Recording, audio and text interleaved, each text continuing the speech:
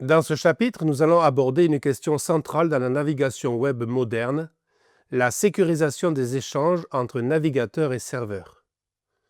Lorsqu'un utilisateur visite un site, il transmet parfois des informations sensibles qu'il convient de protéger contre toute interception.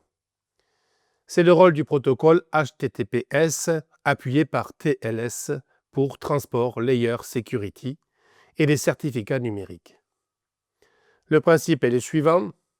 Lorsqu'un site est en HTTPS, toutes les données échangées entre l'internaute et le serveur sont chiffrées.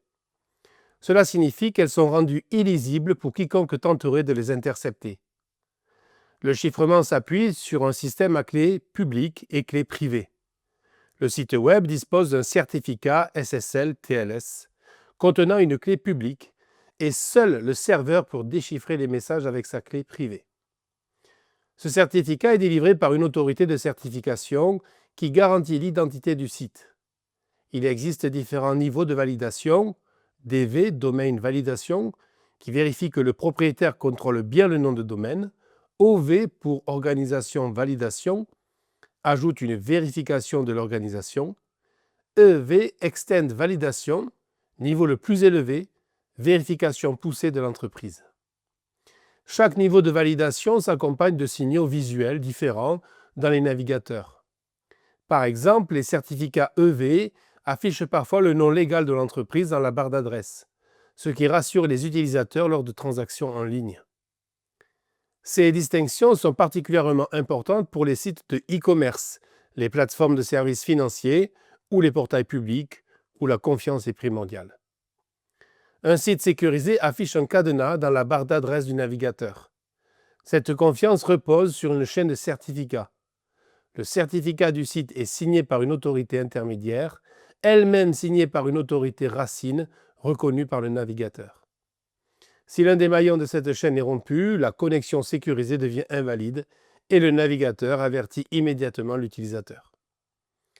Pour être pleinement efficace, HTTPS doit être bien configuré.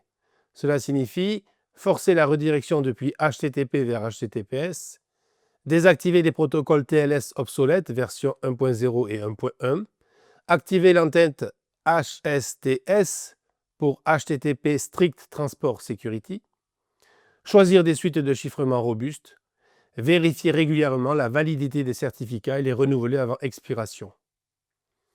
L'usage de services comme Let's Encrypt permet d'obtenir facilement des certificats gratuits et de les renouveler automatiquement, et ce grâce à des outils comme CertBot. Cette approche favorise une généralisation de la sécurité sans surcoût, même pour des projets modestes. Il faut bien comprendre que HTTPS ne protège pas contre tout. Il garantit la confidentialité des échanges, mais pas la qualité du code, la logique métier, ni la présence de scripts malveillants.